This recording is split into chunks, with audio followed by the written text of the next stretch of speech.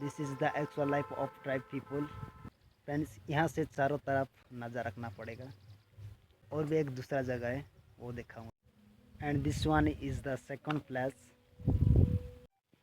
Friends wait, third place भी है भाई, आप लोगों को दिखाऊंगा। फ्रेंड्स, जाते वक्त ये देखने को मिलेगा, ये देखिए मेरा मेहनत का पल। और इसका ख्याल रखने के लिए यहाँ पे सुबह 6 बजे से शाम 6 बजे तक रहना पड़ता है और जगना पड़ता है, नज़र रखना पड़ता है चारों तरफ। ये देखिए। और वो जो थर्ड प्लेस है यहाँ पे, this is the third place.